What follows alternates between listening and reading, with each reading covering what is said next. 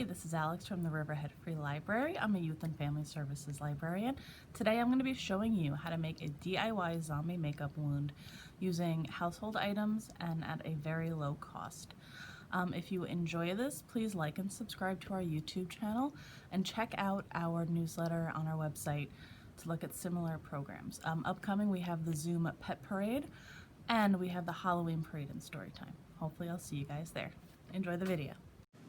For this project, you will need glue, fake blood, a toothpick, black paint, toilet paper, and a Halloween makeup paint palette.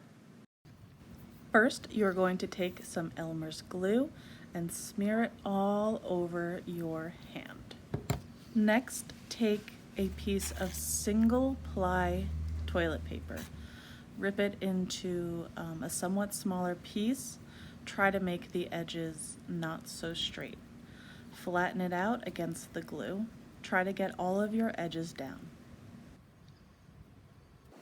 You are going to repeat what you did in the first step by putting more glue down and another piece of single-ply toilet paper. Then you will do the same thing one more time. Wait approximately 5 minutes for everything to dry. Next, take a toothpick or something that is a little sharp, like a pencil, and make holes in the dried tissue and glue. Try to make them different sizes so they can seem more organic. Next, use the foundation that matches your skin tone best. Put it along the edges. Then you will grab your blending brush. I used the one given to me by the Halloween makeup kit. You're going to blend the edges as well as using the foundation to cover up any white spots from the toilet paper. Using the Halloween paint palette, mix red, black, and brown using a sponge or blending brush and dab it around the wound so it looks bruised and or decomposing.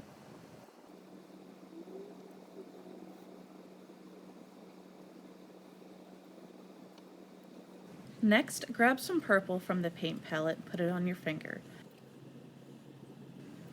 Add the purple around the edges of the paper and also the edges of the wounds to add depth and dimension. Grab your blending brush and blend all of those colors together to create a cohesive look. For this next part, you can either use a small brush with black paint or an eyeliner pencil like I did. Take your choice and go around the edges of your circle with the black color.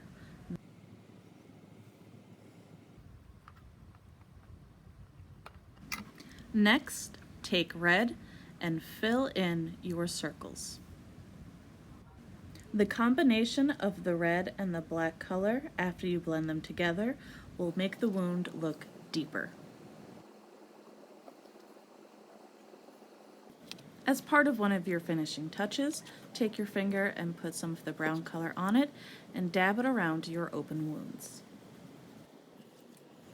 Next, take your fake blood and put it right into the wounds that you have created. Congratulations! You have created your zombie look. Please take a picture and post it to our Facebook page. Gross.